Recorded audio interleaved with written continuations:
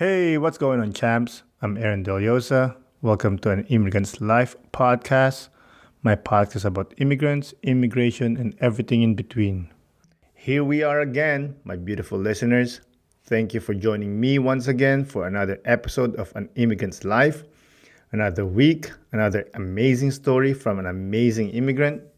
But more about that later. First, I'd like to say that if you or someone you know would like to share their immigrant story, personal or secondhand, you can hit me up on Instagram or Facebook at An Immigrant's Life.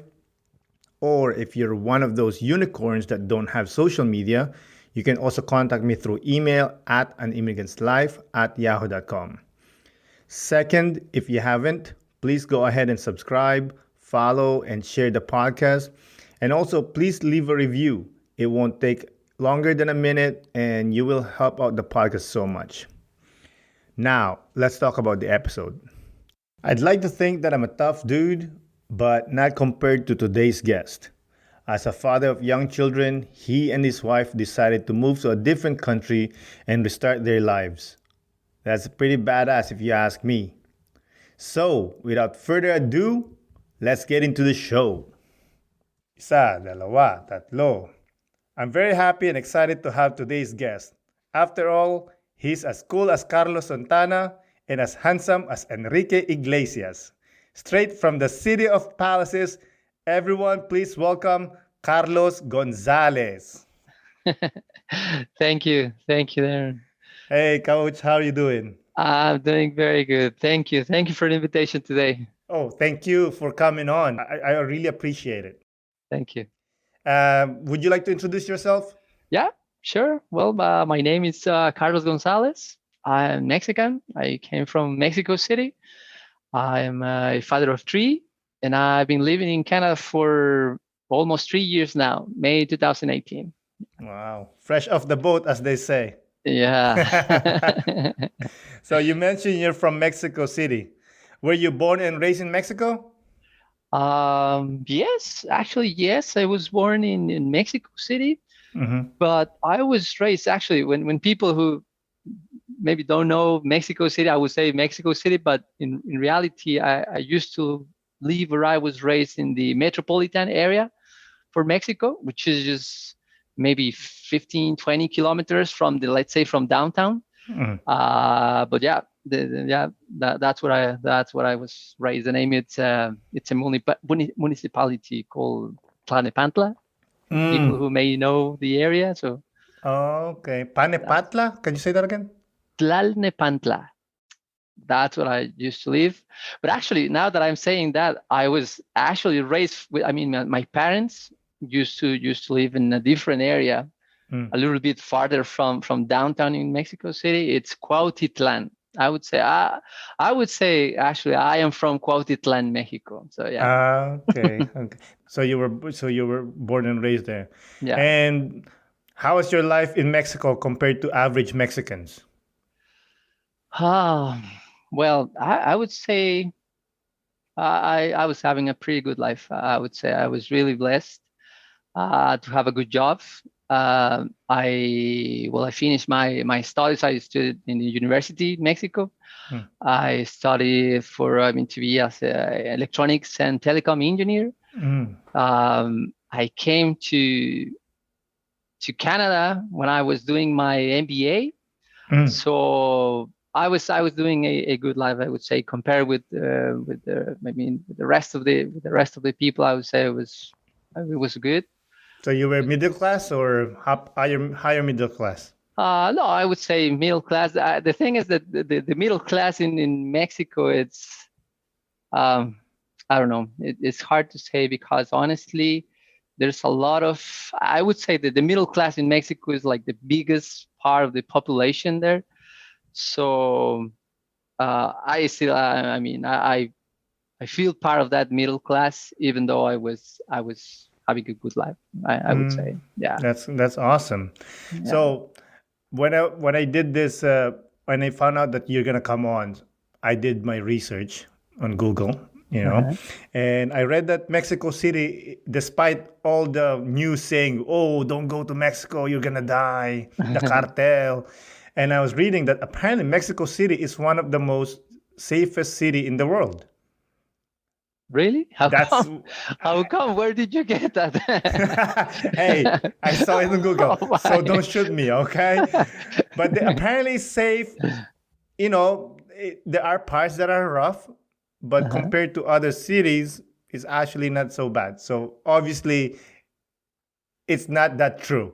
Can you tell us about that? Yeah.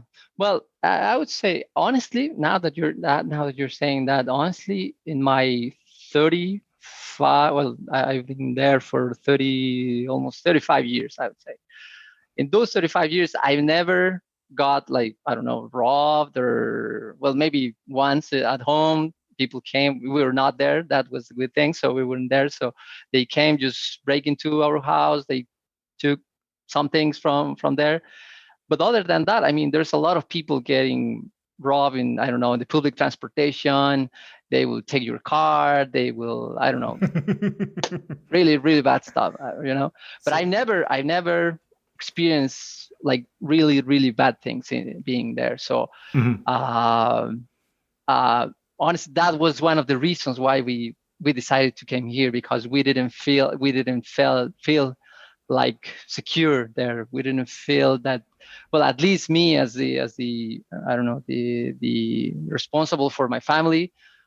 I was feeling like, you know what, I cannot be in here. I cannot, um like, I cannot stay here when I feel like I don't know what's going to happen with my daughters, with my son, with my wife driving in outside. Um, that was, I would say, that was the main reason why we decided to come here, because we Mhm. didn't feel like secure in the city. So that's why I started looking for to move and to find somewhere else to be, Mhm. and to raise our kids, Of actually. course, of course, being a father, that's all we want. The safety of our kids and their future, right?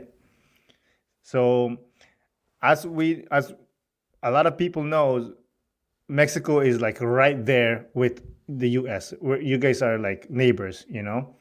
And it's weird that it's not weird, but like it's so rare for Mexicans to come to Canada compared to going to the States. Why did you choose Canada over States? Well, um, I think, well, maybe two reasons. One, the first one would be, at the time when we start thinking about going somewhere with my wife.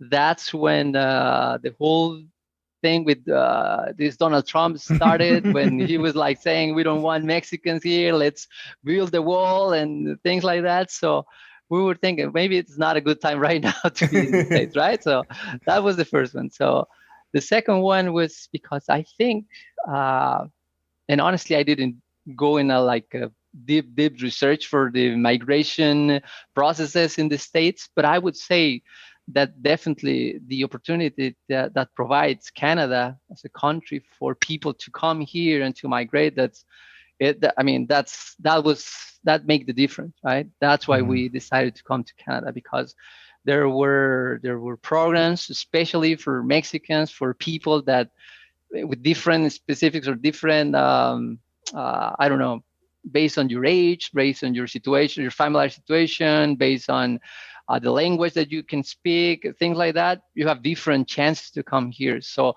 when we start like our research, that's what we found, and we say maybe that's the option. We can go there. We will be able to fulfill, to comply with these prerequisites that Canada requires from people who wants to come here. So that's why we decided to come to Canada instead Mm. of the States, right? Wow, that's awesome, man. Yeah. And so you told me that you guys research. Can you tell us a little bit about the process of moving to Canada? Well, yeah, actually, that we were very, very fortunate, because when we start thinking, I remember we started with the idea around, I would say, 2013, 14, maybe. And at that time, my wife talking in a breakfast with a friend, and I would say a friend because it's a lady with, it's a lady 90 years old.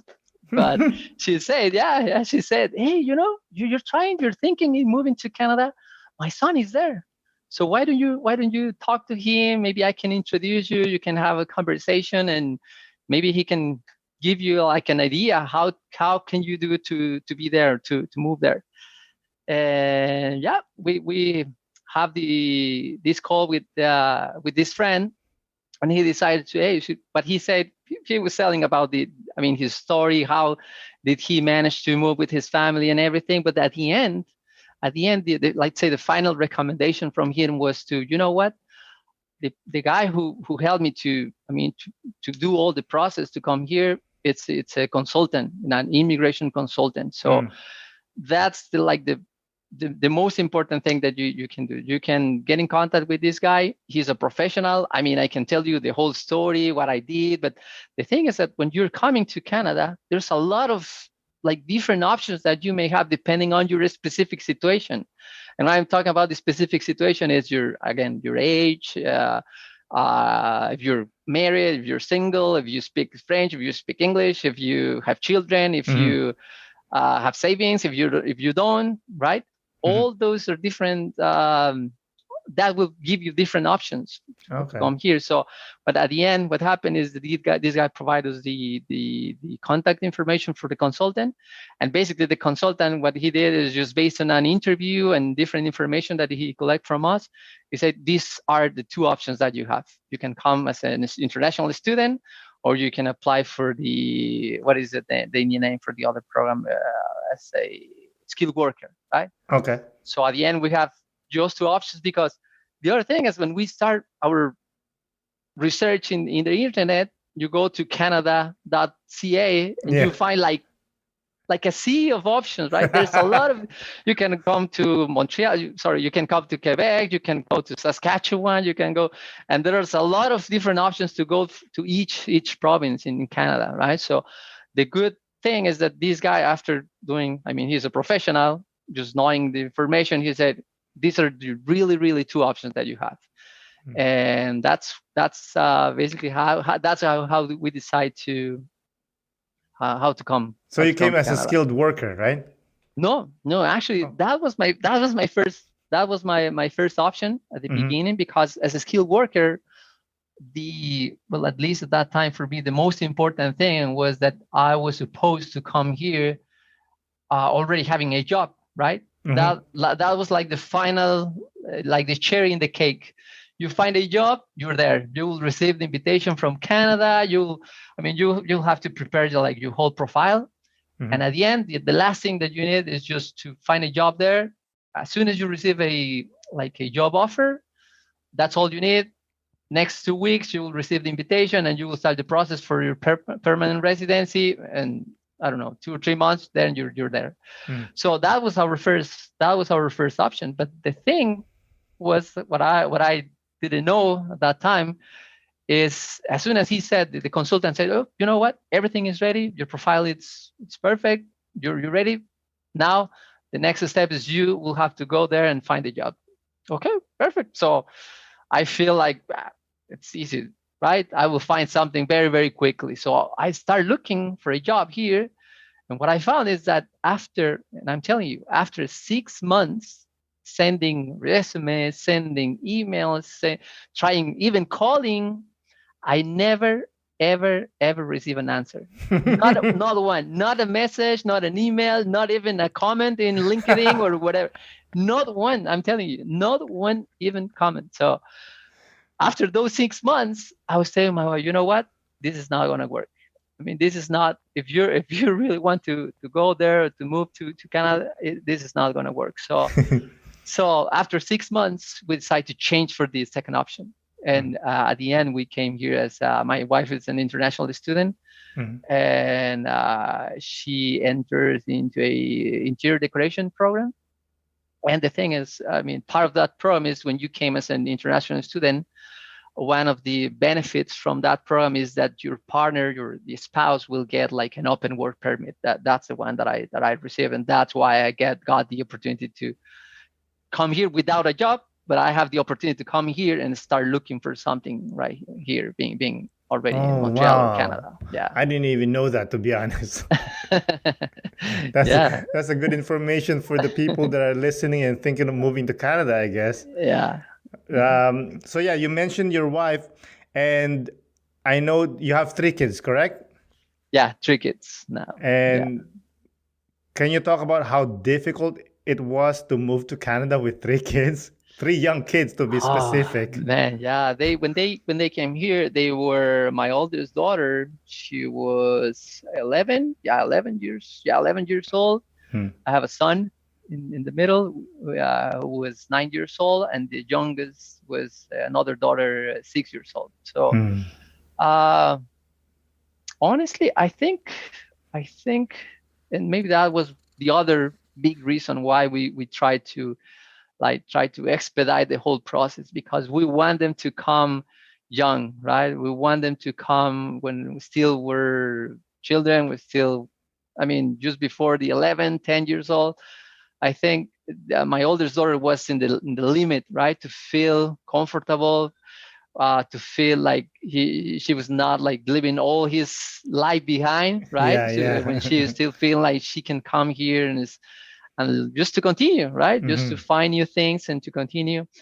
I remember, I remember once my son once told me, that after maybe the first year, I think was at the beginning of the second school year, he told me, what, that what is my most stressful, what was the most stressful day of my life? I mean, we're talking about 10 years old, right? And I was like, what is it? What is it? The first day of school in Canada. So that was definitely Mm. my worst day ever. So, but the good thing, I mean, the good thing is that they managed to find friends. They managed to start learning the language, because back in Mexico, they used to attend a bilingual school. So they didn't came like zero. Well, actually, they came zero French, Mm. but I would say maybe 50, 60% of English. So they can make at least, can I go to the bathroom, or Yeah. my name is whatever, or they can understand like really, really basic. They can have really basic communication when they came here. So that definitely was really important for them to start making friends, to at least being able to understand at the beginning the teachers and everything. So yeah, I think if you ask me, that would be the best option. To I mean, if you have kids, I would say that was a perfect age for them to not lose the language, because we speak Spanish. So my youngest daughter, she can, I mean, she can perfectly communicate in Spanish, which was for me was important. And they will manage to learn new languages at the same time, right? That's awesome. Yeah. You know what? That's one thing I'm proud of. Well, not proud, but like, I don't know what the word to say, but like when I see like Spanish people, they still teach their kids Spanish. You know, I'm Filipino and I speak Tagalog or Filipino, Mhm. but my wife is not. So it was hard for me to teach them my language because we don't speak my language in my house. We speak English. So, but I made my kids, we're very close with the family, like Mexicans are, but they still didn't pick up the language. So that kind of like, it's one of those kind of, it doesn't piss me off, but kind of disappointed that they don't speak the language. But that's good for you guys that you still continue to teach them Spanish, because that's very important for them to learn English, Spanish, and French. That's awesome. Yeah, yeah. I mean, at the beginning, the other main reasons for us to move while they were young is because we want for them to learn a new language, but not paying the price to lose their first language, right? I mean, Mm. you want them to be trilingual or bilingual, but not losing like their mother tongue language. So that was very, very important for us. So that's why we always speak Spanish here at home. And I was thinking the other day, I'm the only source for them for them to learn the language, because at school they don't have anyone. There's no one on their schools that can speak Spanish. So myself and my wife, we are the only source for them to keep the language and to continue learning. and I can see when I heard my youngest daughter like using words that I mean young people will not normally use, and oh man, that she learned that one from me. So I need to I need to teach her. I mean to be cautious and to teach her like good words and good language, What right? do you So, mean? Like I mean, not swears? not not not bad words. No. I don't honestly. I don't use bad words. I try not to use them, but it's just I don't know words. Again, that like how can I say? I mean, it's not. How can I say? It's just a slang. I would say slang, Mm. Spanish slang, Okay, but okay. words that they don't used to learn, or they don't used to know when before they came here. So that's what I'm Yeah. saying. They start using my whole repertoire, my whole slang. So that's why. That's funny because someday they'll meet up people that are Spanish as well, or maybe they'll come back to visit Mexico, Uh-huh. and they start speaking like you, and they're like, "Whoa, take it easy, young girl." Yeah. Yeah, that's what's gonna happen. That's funny, man. So let's Yeah. take with your kids a little bit. Where did they get homesick? I know they were young, but did they get homesick? uh they I think they I don't want to sound like I don't care, but I know that they sometimes they come to me and they say some things like, "Oh, you know that I miss my friends. How I would like to be in the same school where I used to go." So, but at the end, I mean, your children, right? You can see them that they are not really like feeling pain, right? They are not really suffering. They maybe just I feel like you're saying just for me to make I mean for me to feel like, oh yeah, you're fine, you're having new friends here, so you're happy. You have to realize that you're doing a good life here, right? The other thing is that, for example, my son, he still have communication with his friends now with the technology. I mean, he's right now a lot into the PC games, the They Xbox still game, and talk to them? yeah, they I mean, Wow. I think right now he's playing with his friends from Mexico. So he played with them like every week. I don't know. He's still communicating with them. And my youngest daughter the same. No, sorry, my oldest daughter the Mhm. same. And the youngest sometimes, just sometimes when I don't know, for example, the my wife's friends maybe sometimes talk to her. Hey, and my youngest daughter came. Hey, is whatever my friend is there? Can I Yeah. talk to her? Yeah, yeah. And they, Oh, that's I mean, they awesome. start talking, and I mean, they are not losing their friends back in Mexico. That's a good thing. I feel happy for them about that, because That's it's not amazing. like we just bring them and forget about your past, right? Forget about your friends, forget about everything. Mm. This is all you have now. But they're still keeping those friends. I mean, after 3 years, still communicating, and they feel like they are close. I mean, they're still like, oh, you know that what happened with this friend, and this friend is like really really tall now, and his friend is start having girlfriends, and it's like, oh, it's good for That's them to great, still man. communicate with them. Yeah. Wow, well, I like that they still, even though they're young when they left, they still continue, having that connection. Um, I just want to pivot a little bit. When you guys arrived here, obviously different country, different culture. How did you find life in Canada? uh I think well, for us, our particular case, familiar case, I would say, when we came here, we are members of the Church of Jesus Christ of Latter-day Saints. Usually, we used to call Mormons, right? Hmm. So one of the, I would say, biggest advantages that we have when we came here is that we were part of our church, right? Hmm. So I'm saying the next week after arriving in Canada, we went there, we started attending church, and there were like, I don't know, 15, 20 families that they came to us and they say, hey, welcome, what's your Wow. name? How do you feel? Where are you living? Hey, you're invited next week to go, whatever, or come to our home. And, you know, I How would did you say, find the church? Uh, well, just looking in the internet, the Okay. church has a website, and you can go there and search for, I mean, where can you meet in whatever in the world you are. Mm. So we just went to internet, and actually before we came here, we kind of have an idea where we're thinking I mean, to find a house.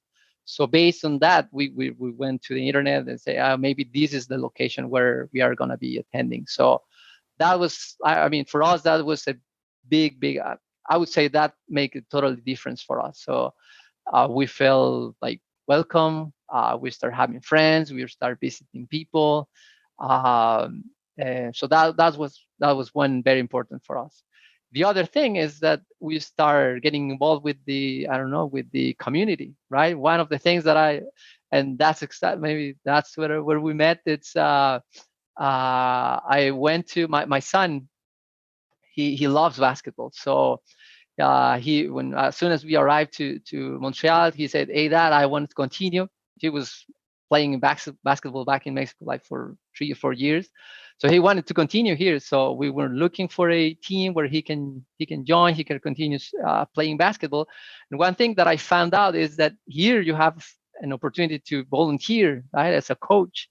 So when we went there and I saw the teams, I saw the, the environment with dads and coaches and the children. So my wife was like, "You should go there. You should go there. Volunteer for to be a coach." And honestly, I wasn't feel like really sure about. I mean, never been a coach. Definitely, I love basketball for sure, but I never been a coach. So I was like, I remember the first week we were there. She told me, "Hey, you should go there. I hear that they are requiring volunteers for coach." And Just pushing you. yeah. And I was like, no, I don't want to be here like the whole time. So I don't want. I mean, I love being with my son. I love watching him playing. So, but at the end, like for the second or third week, my wife was still pushing and pushing and pushing. So okay, I will go there and I will volunteer. But definitely, that was really good experience for me. I was perfect. That was, yeah, it was perfect, and that's how we met. Yeah, that's right. For the listeners, Coach Carlos, well, I still call him Coach. I was the coach, and he came in as, they say, assistant coach, but for me, it didn't matter. It's just a name. For me, we're both coaches, and like we're talking about it offline, and I was saying to him that it was really it was a pleasure to work with him. I knew he was uncomfortable, and I knew he was new here in Canada. And I said, you know what, dude, this is your time. This is your perfect. I think I said this to you. Correct me if I'm wrong. That this is the perfect time for you to practice your English and to learn the life here, because these are kids. They don't care. Yeah, They they won't don't make fun care. of you. Yeah. They won't judge you. You're an adult. You say something. You tell them jump 10 times. They'll jump 10 times. Yeah, you're right. I But yeah, remember. that was really a pleasurable experience. Thank you for that. Oh, yeah. So, based on your story, I would say you adjusted well to the Canadian lifestyle. I would say yes. I think we choose the right time. When I say the right time, I mean that we came to Canada around mid-May. So I think for us that was, I mean, without honestly thinking a lot, the time or the specific month that we will be here. I think, I mean, after being here for almost 3 years, like I said, that was the perfect time. It's just the end of the winter. It start the beautiful spring here in Canada, which is, I would say, is maybe my favorite season of the year here. Spring? Yeah, the spring. Uh, Yeah. I mean, it's not that hot like the summer. It's not that cold as the winter. mm-hmm. And you can see, I mean, all the nature. One of the most beautiful things of Canada that I really appreciate is just the nature that you can go, a good hike, the mountains. It's beautiful. So in the spring, you can see like all the trees getting green and a lot of flowers everywhere. So you can go take a good hike close to Montreal. There's a lot of sites where you can go there and enjoy the beautiful nature that we have here. So that was perfect, because that allows us to have perfect summer in Canada. Because while I was waiting for my work permit, because they didn't came like the first day when we arrived. But while I was waiting for it, we decided just to take some 2 months of vacations. I cannot search for a job right now. So let's enjoy. We are That's here. awesome. This is new. We start looking for a house. We start, I don't know, all the preparation for the new house, furniture, everything. So taking vacations, enjoy the city. We try to go cities close to Montreal, Ottawa, Quebec, Mont Tremblant, and Really? just to know the Did you have a area. car? Like, how did you? Well, actually, that was a good story, because we got the car maybe the second week. Yeah, the second week. You the bought a second car week second week. Yeah, Wow. yeah, we were right.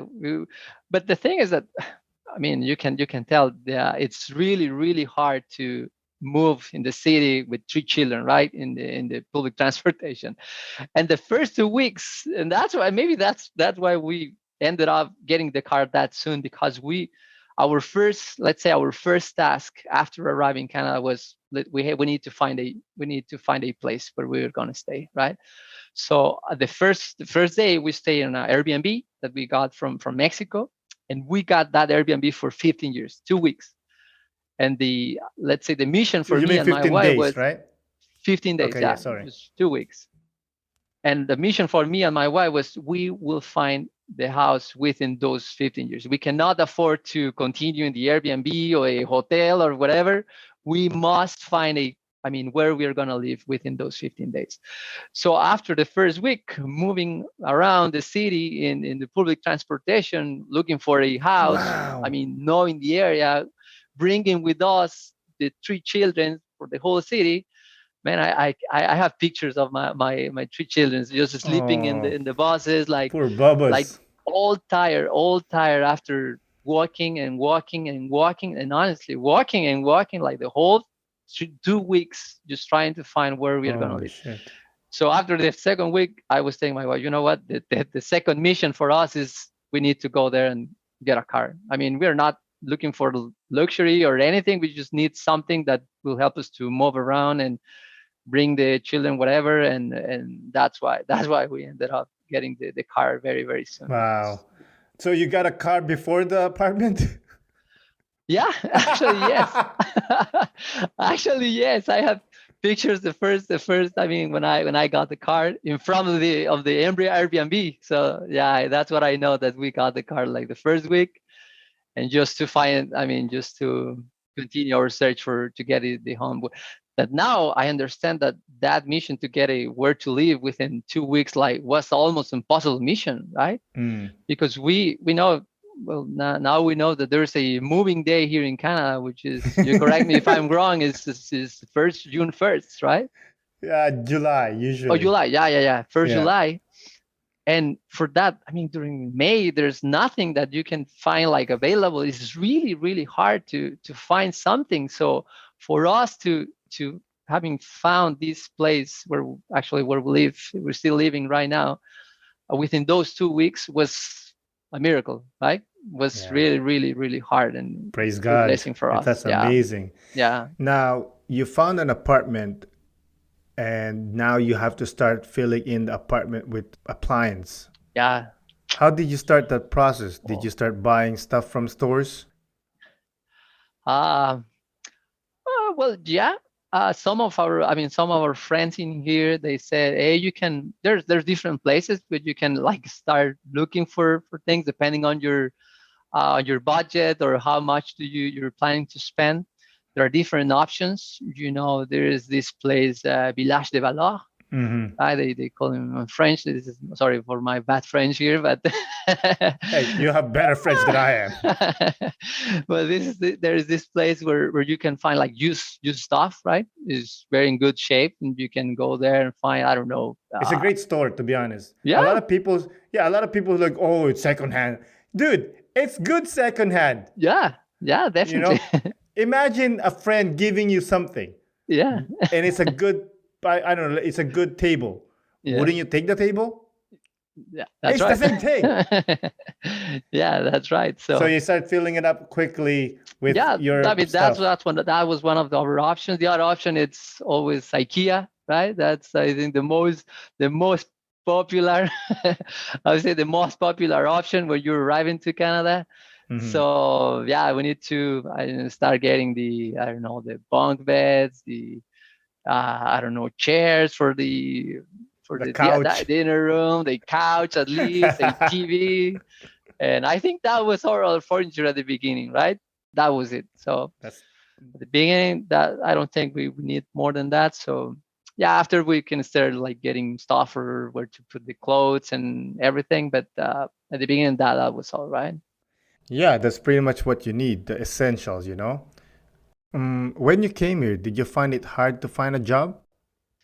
Yeah, it was hard, but again, I think we were really, really blessed again with me finding a job. The thing is that when we arrived, as I said, we arrived in May, right? So we arrived May 2018. Uh, the first day after we arrived, I went to this Service Canada, which is the government offices, and just for me to apply to get my open work permit, right? So I finished up all the paperwork in that day, and they said, okay, you just have to go back and wait for the permit. It will come like within 2 months. So I decided not to start looking for a job within those 2 months. I said maybe getting closer to the date what I was thinking I would receive the work permit, I will start like intensive search, right, for to find a job. So I started looking. Maybe I would say around August. I received my work permit at the beginning of August. I remember because it was close to my birthday. From early August, so I received the work permit around those days, and and the work that I was doing in Mexico back in Mexico was I was working as a project manager. I was working as a project manager for maybe 10 years before coming, 10, 12 years. And when I came, I came with the expectation, well, maybe I should find something as a project manager. You know what? I am the certified, I have the experience, I have everything. So why not? Right. So I started looking for a project manager position at the beginning. So I it was good because I was getting like good feedback from those applications. I mean, I was receiving calls, I was getting interviews. I was hitting good companies here in Montreal or here in Canada. But the thing that after, let's say, I would say maybe after the first month, yeah, maybe after the first month, I start saying, you know what, the French is gonna be an issue because I didn't speak any French before we. I mean, when I arrived to Montreal, not a word. I remember the last day we were in Mexico with some friends.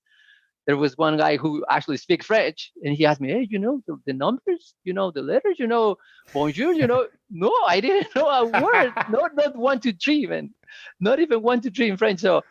So after the first month, I started looking for this job and getting rejected because the first question I started getting calls like, hello, I'm going to talk with Carlos Gonzalez. Yeah, this is Carlos. Okay, do you speak French? Oh no. Okay, sorry. This was for a job, but sorry for that. We need for you to speak French. Okay, next call, and that was the start, like being the situation, right? Mm. So the second month, I was telling my wife, you know what? I need to start thinking on. I mean, I need to learn French.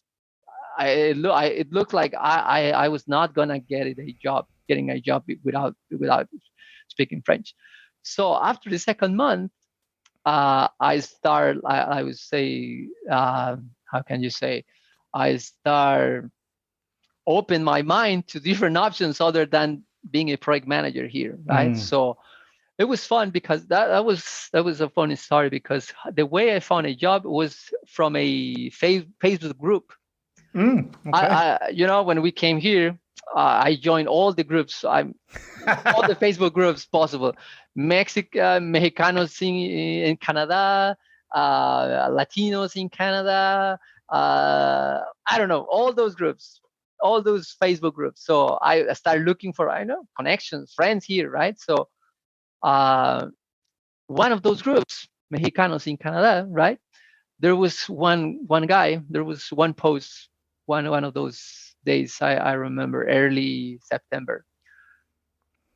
Please, if you're looking for something, this is the perfect company. Beautiful culture, the most perfect company. Man, I got like really into the post, like, man, this is the perfect job, right? It wasn't like as a project manager what I was looking for. It was for a tech support. It was a company. It's a software developer company, and the position was for a tech support at that time. So I feel like, you know what, I need to, and that was my first position other than project manager that I decided to apply. And I went to the guy, I contacted him in Messenger. Hey, you know what? I look for, I saw your post in Facebook, and I'm interested in that position. So I just want to know what do I have to do? Okay, so just send me your resume. He looked at my resume, then he replied, yeah, it looks good. I will send your resume internally. You'll have to apply. I start the process, and I ended up landing that position. Wait, is this guy works for the company? Yeah. He used to work. Actually, he still worked for the company. Okay. The thing is that I thought it was just a random guy posting shit. No. He was talking about the company. He's the best company in the world. The culture, the possibilities, everything. So that's why I applied. Yeah. And that's how I ended up finding my first job here in Canada as a tech support for this company. Mm-hmm. And then you're so awesome that you take the story. Yeah, maybe just to end it up with the story, I started working as tech support for this company for maybe from October 2018 until July 2020 this year, when I got the new position as a project manager finally. Hey, let's go. So yeah, honestly, this company, it's a perfect place for me. They really have like that good culture that this guy described on that Facebook post. This guy's gone from the company now. No. He's still there. Okay, Good friend, actually. Oh, you know what? One fun story about this guy. When I was going through the interviews, because I got this post from Mexicanos in Canada, right? Mm-hmm. So I was in this interview. So the lady who was in the interview asked me, "Hey, how do you learn about this position?" Oh, I have a Mexican friend who talked to me. Who talked to me about this position and this company, and she was like looking at me like, "Oh, really? Mexican friend? Yeah. It's a Mexican friend. We used to whatever, right?" And she was like, "Oh, I didn't know that this guy is Mexican. I thought he was Colombian." Oh my gosh. Man, I thought that I would, that was all. I thought that I was losing my opportunity. That I didn't want them to feel like I was trying to cheat or to lie them, right? But at the end, this guy wasn't Mexican. What he was doing in a Mexicanos in Montreal group. He's helping you out. God sent him to you. Yeah, definitely. Yeah, but that was a fun story. Later, when I actually met the guy, I was, is that true that you're not Mexican? No, I'm Colombian. So, oh man, You're not good enough. You're not Mexican. No, but yeah, it was a fun story. But that's a good story, man. Thanks for sharing that. Yeah. And I would like to talk about this because you touched on this lightly earlier, that you mentioned that you're a Mormon. Yeah. And I'm not gonna lie, I only knew about Mormonism in Mexico because of Mitt Romney. Oh, really? No, Mexico. Oh, Mitt Romney is from the States, not Mexico. Yeah, but he's from his family lives in Mexico. Oh, really? I didn't know. Yeah, because he's Mormon. I know he's Mormon, but I didn't know he has family in Mexico. Apparently he has like a big place there in Mexico. I don't know exactly where, but that's how I found out. Oh, okay. Yeah, and I did my Google research, which is 5 minutes of typing. So I did I'm reading, and there's a lot of Mormons in Mexico. Yeah. And obviously Mexicans are famous to be Catholics, right? And how did you end up being a Mormon? Is that your family or was it you? No, yeah, actually, I would say the story about that it's my grandfather, from my mother's side. He got baptized and he became a Mormon back in, I would say, I don't want to lie, but around 1960, 70, maybe. Wow. And I think that was the beginning of the Mormonism on my family. So I would say I am like the 1, 2, 3, 4 generation. Okay. Mormons in my family from my mother's side. On my dad's side, my dad is the only Mormon on his family, and actually he got baptized and he became a Mormon because he wanted to marry my mom. So, so my mom. Hey, you want this? Yeah. You gotta be Mormon. Yeah, that's. I mean, maybe that could be a short story, but that's true. That's true. He was. I mean, I think. I know he used to be Catholic before that, and when he met my mom, he started like learning about the Mormonism, and he decided to got baptized, became Mormon, and after 1 year, they got married. Mormon couple. So that's why.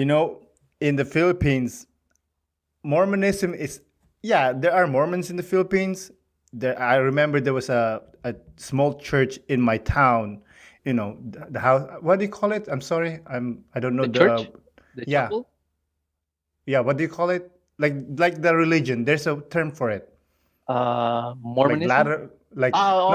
Well, the thing is that people used to call us Mormons or refer to our church as a Mormons, but the name of the church actually is the Church of Jesus Christ of Latter-day Saints. There you go. That's it. That's the name. And you can see in the chapels, there's always like a big plate in front of the chapels where you can see this name, the Church of Jesus Christ of Latter-day Saints. I couldn't remember, so I didn't want to botch it and be disrespectful to you. So I prefer for you to say it. Yeah. And I remember growing up, I see missionaries. Yeah, always in the white shirt, right? Yeah, and with the black tie. And this might sound so racist, but most of them are. It's either two white man, or sometimes one Filipino, one white man. Oh yeah, dude, we harassed that white dude to the my. Hey man, we don't see white people in my place, okay? I know. And we used to we see that guy, you'd be like, yo, Joe, what's up, Joe? Yo. We're there. Man. But, we saw a white person, we figured it's American. Yeah. We're kids and we don't know. Yeah. And we used to call those guys Joe. It doesn't matter who's that person is. His name is Joe. It's Joe. Yeah. Actually, I serve a mission like you described. Oh, you did? Yeah. It's Where? A mission. I served this mission in my own country, Monterrey, Mexico. Oh, they didn't send you somewhere else? No, that's what I'm about to say. Sorry. It's the thing is that you cannot when you decide to serve a mission, you just have to go there and say, hey, I want to serve, I want to go. But the thing is that you never know, and I would say that's part of the beauty of being a missionary in our church, in our religion, because you will never know where you're gonna serve. So it's always a big surprise for you to say, hey, I'm gonna serve, but I never know where I and you can serve. I mean, coming from Mexico, you can go China. You can, well, maybe not China. I'm not sure about China, but maybe you can go for sure. You can go Japan. You can go Spain. You can go any part of the world, but you never know. In my case, I got the chance to serve in my own country, Monterrey, which is the north side of Mexico. It was a really, really nice experience. Like you said, always, all the time, the children were like, hey, Joe, Also, calling us you're names. with a white dude? Yeah, it's always. I mean, it's always the same. It's either you have, and it's because I mean, there's a reason for that. Because the thing, usually these guys, when they start their missions, they don't. I mean, they don't necessarily speak the language. So when they are coming from the States to Mexico to Philippines to whatever different language than the English, they need someone who can communicate for them, who can help them to learn the language, who can help them to I mean, at the end, the reason for us serving a mission is to teach the gospel, to preach what our beliefs, and they are not even to speak the language. So how they are gonna do their job? So that's why usually it's one of local and one white dude. Yeah. So let's stay with that because one of my curiosity in life is every time I see them, yes, I harass them, but in my back of my head, like, where are you guys going? Because I never seen them go to a place. I always see them walk by, but I never seen them go to a specific place or a specific house. And obviously, you guys do go to a house, right? Yeah. And how do you know where to go? Like, and Well, why do you go to that house? yeah. Well, there are two options for that. The first one, it's people who is already a member of the church will come and tell you, hey, I have a friend, Aaron. He might be interested, or I already talked to Aaron and he's interested to know more about our church. So I will give them your address and maybe they will set an appointment with you and they will go directly to your place, right?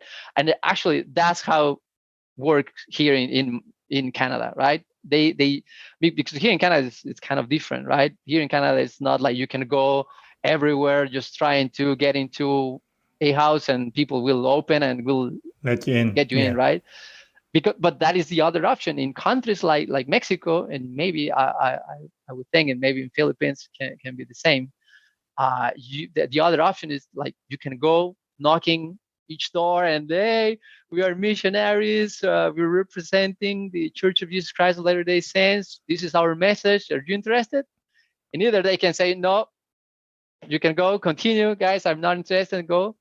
Or the other option, it's very common, at least in Mexico, they will let you in, right? It's Yeah. people that they really is interested, they just want to learn. Sometimes you can feel like it's more let's see what this white guy have to say, right? Or Or sometimes they're bored and as they see the yeah, white dude, they're like, you know what? Let's talk to the white dude.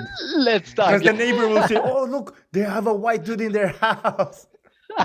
Yeah, yeah. So it's either those two options. Either you go there, knock the doors, and they will let you get in, or And you then how do you do you the have a spiel? Like, specific okay, appointment. let's say you go to my house, right? I'm like, oh yeah, come in, come in.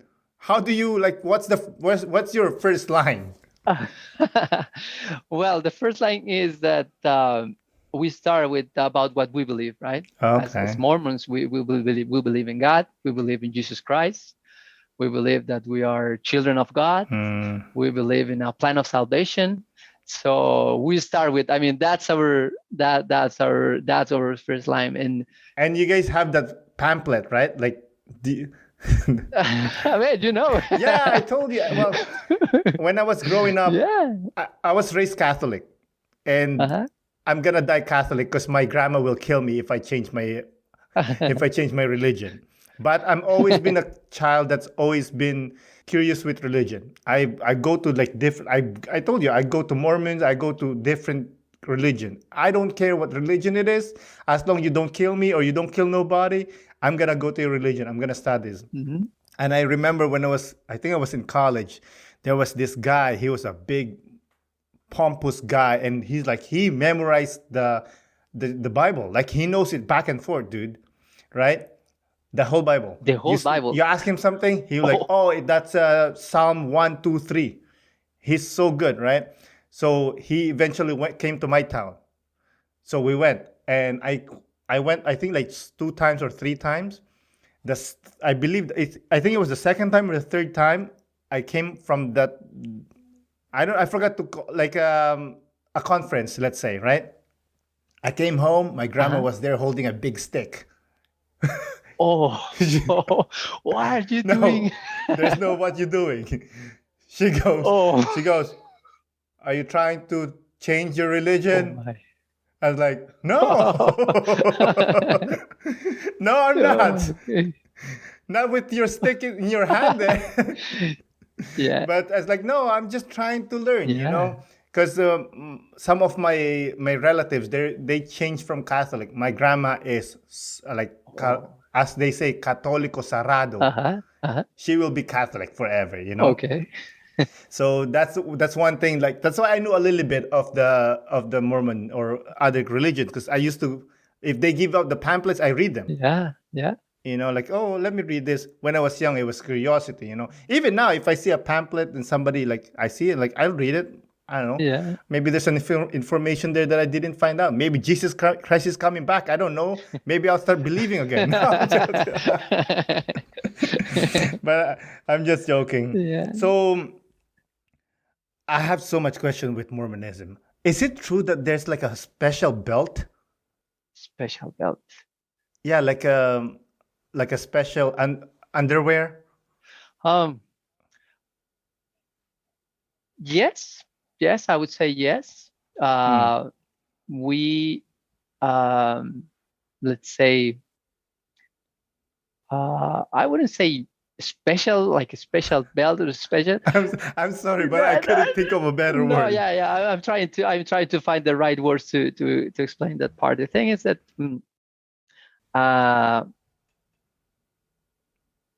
we usually when we gather, let's say we gather every Sunday, right? We gather every Sunday and we go to a chapel. We go there, we gather there every Sunday. Well, right now not because of the COVID-19, right? But usually we gather there for 2 hours every Sunday. But there's some different places that we call temples, where let's say we do different ordinances. We call them ordinances. So we go to these temples to do these, let's say, special ordinances. And to do these special ordinances, we use like special, let's say, special clothing, I would say. And the only reason for that is just, for example, just to bring the example for Catholics, right? That is more common. You go, a Catholic priest, they use special garments, special clothing, right? So it's the same. It's the same for us. It's just we use this clothing, to represent what we believe. That's why. Wow. So you still go to church regularly, like every Sunday? Well, except obviously with COVID. Yeah, every Sunday. The services here in Canada but they recently changed. We used to go to church for 3 hours. 3 hours. 3 hours every Sunday. Yeah. Holy, bro! I love Jesus too, but 3 hours. Come on, Jesus! I got things to do. There's football. I know. My God! I'm Catholic, and we do an hour and so, and that's too much for me. I'm like, come on, Jesus! You know what's up, bro? Oh, I know. 3 hours. Sometimes wow. that can be. If you're not, I've been in church for 3 hours for all my life, so now I'm used to. So the thing is that the first hour you got like let's say a general meeting with all the people who is attending the church that Sunday.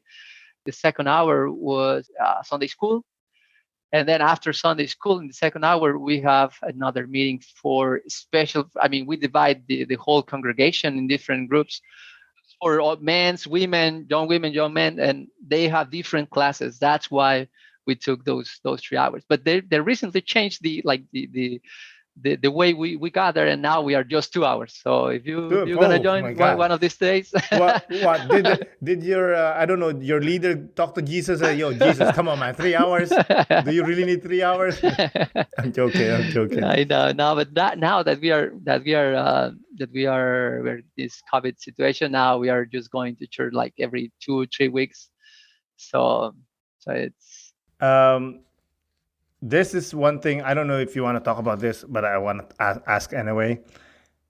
I know you're happily married, but I know some Mormons practice polygamy. So, do all Mormons practice polygamy?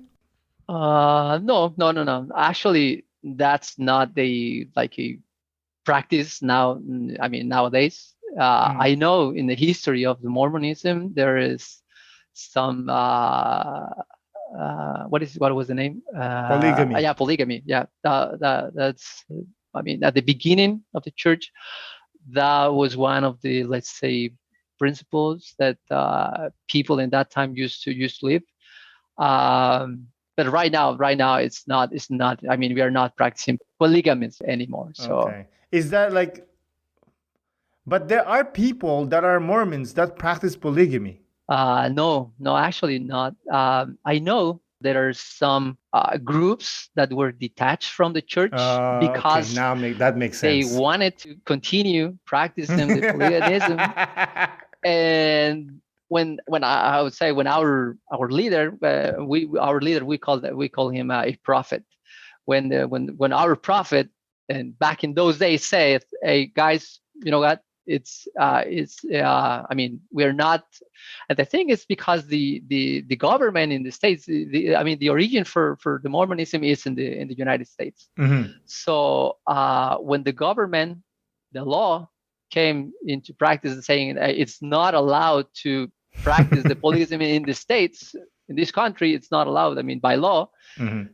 I mean, that was part of the reason the church decided. I mean, we believe in follow the rules and the government laws, and that's why they decided we're not practicing polygamy anymore. But there was one group that decided to continue, and they were detached from the Church of Jesus Christ of Latter-day Saints, which is the Mormonism. So I can tell you they are not Mormons anymore. Well, can you give me the address of those groups because I want to join the group? Man, those guys I'm not sure. I don't have. Those guys are ballers, man. That's crazy. Yeah. But yeah, thank you for answering that. I know it was a sensitive topic, but it's out of curiosity I'm asking about. Yeah, and I'm sorry if I maybe I didn't find sometimes the right words or the details, but if anyone is interested, you can go there, lds.org, and you will find there all details to resolve questions or whatever. I'll check it out for sure. We're getting close there, but I have a couple of questions that I would like to ask you more. Is that okay? Okay, sure. Do you miss Mexico? Yeah, definitely. I miss it a lot. Yeah. The family is there. I mean, my parents, my siblings, cousins, uncles, and grandmas, all the family is there. Actually, we are here in Montreal, all alone. I mean, family wise. So definitely, we miss our family. But I think, and I think that, and this is what always my dad told me when I talked to him, and we started like getting melancholic about being here and not close to the family for the moment. But he always what he tells me is, I mean, you're doing the best that you can for your family, right? Which is my wife, my children, and that's enough. I mean, we miss you and I miss them, but I think that's the reason why we decided to come here, because we want the best for our children, and that's what we are doing. So even though we miss them a lot, all our family, we have big families. So I tell you, I have a lot of cousins that I miss them. I have a lot of Mexicans, man. They're like Filipinos, man. They're like making babies. Yeah, I mean, we have a lot of people now. We have the children of our cousins. So There's a big family down there, but yeah, we hope we can visit very, very soon Yeah, I hope so too. I hope there. so for you guys too, because I know. By the way, I just want to touch back. I love that when you say family, that you had to specifically say my wife and my kids, because usually immigrants, when we say family, it means the uncles and the grandmas, like everybody, you know? Yeah, but the thing is that I'm getting that from my dad, right? And I think it's his way to make me feel like you're doing the right thing, right? Hmm. This is your family. Even though we have big family here missing you and waiting for you, at the end you have to take care and do what is best for your family, which at the end it's your wife, your children, right? You gotta do what you gotta do as a man, right? That's correct. Yeah. That's correct. So, can I assume that you love living in Canada? Yeah, definitely, definitely. When I receive, I wouldn't say a lot of calls, but some calls from people, from friends back in Mexico, asking me, "Hey, how do you go there? What did you do? How can I go there?" And I always try to let them know that I mean, this is a beautiful country, right? We're really, really happy being here. Obviously, like everywhere else in the world, there are things that are not like perfect, right? This is not a perfect country. This is not a perfect world at all. But definitely, you can feel like saved. You can feel welcome. You can find friends. You can find life. You can find Yeah. good food. You can, I mean, you can enjoy. You can really Yeah. enjoy the life here, I right? love, like, that's one main thing that I've been, every time I talk to one of my guests and like I ask him about, about Canada, everybody, they love it here, Yeah. especially where we came from, with the violence, with the poverty and all this, it's just, it's beautiful here, man. Yeah, you Like, cannot complain at all, right? yeah, it's not perfect, like you said, but goddamn, it's close enough, Yeah, definitely. you know? So if you do love Canada, how about this? If you are set for life monetarily, like you're good, right? Would you move back to Mexico or would you still stay here in Canada? No, definitely I will stay in Canada. Maybe, Whoa! maybe I would move to different province. Maybe, just a maybe. Hmm. But I love Canada. Actually, I Really? would stay here. I would stay. The other day I was just talking with my wife, and uh, the company that I work for, they have another like big office in Paris. Hmm. She was telling me, "Hey, what are you, do you I mean, that's something that you may consider maybe in the future, just to move to a different country." And we were talking about Paris, right? Hmm. And I was telling her, like, what else? I mean, what else you can find in the different country that you don't have here, Hmm. right? I've never been in Paris, so I cannot say anything about France or specifically Paris. But really, for myself, there's nothing that I would say I would change this, or I miss this, or I would be looking for something different in a better country. Hmm. Like, really, better country, I would say maybe Switzerland, or I don't know which.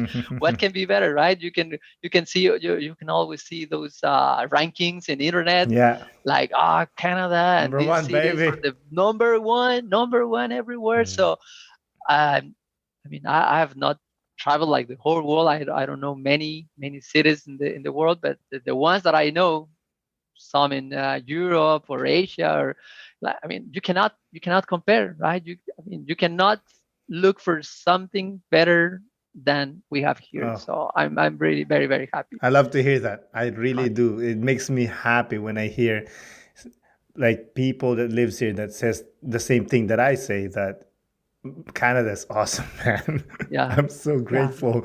Praise God that He allowed me to come here with my definitely, family. You definitely, know? definitely. It's a true blessing being here. Yeah. Yeah, that's right. That's right. All right, let's close with this one. What is the thing that you're proudest of so far and why? I'm proudest, and why? Yeah, maybe I would say the proudest that I am, it's for the family that I have. And again, when I say my family, I would say my wife, my children. Um, I mean, the people that we have uh, educate, that we have instructed. I believe, and I mean, that's why I am proud, right? I believe my children, they are good children. They're obedient. They are, I believe they are nice people. They are good with their friends. They are good with people around. And I think that's, I would say, my main mission in life, just to have them a good life, provide to them what they need, and make them understand that I mean, this is why they are here, right? To be families, to find their partner, to have children, to make them better, to provide for them. And I would say that's, I mean, that's what I proud for. Beautiful, beautiful. Thank you for that beautiful message that you gave. Uh, so before we close out, do you have anything that would you like to add, or any message would you like to partake with us? Uh, no, maybe just considering that this is a immigration podcast, right? Mm-hmm. Maybe the only advice that I would give here is, if you're thinking in moving into to Montreal or to Quebec, I would suggest it's a good idea to start learning the language. For me, I mean, I'm learning that I mean, the hard way. I have to take French lessons Monday to Wednesday, like a lot of time. I have spent a lot of money trying to get the language. So if moving to Canada, in particular to Quebec, it's an option for people. Learning the language is the best thing you can do, right? Because it's hard. It's not easy to learn a new language, to try to find a job, to find friends, to find people. At least here in this province, just speaking English. So it's a good idea to learn the language. Definitely. I mean, it's not impossible. It's not impossible, right? We have jobs. So we're not the best in French, but it's a good idea just to come here with at least having a little bit of French, right? Of course, of course. Wise words from a wise man. Thank you so much, Coach Carlos, for doing this. I really do appreciate it. Thank you, Aaron. It was a pleasure being here, and thank you again. You're welcome, and thank you, Coach Carlos. Bye. Bye bye. Thank you again, Coach Carlos, for coming on the podcast. I really do appreciate it. Thank you, listeners, for listening. This is Aaron Deliosa for An Immigrant's Life. I'll see you guys later.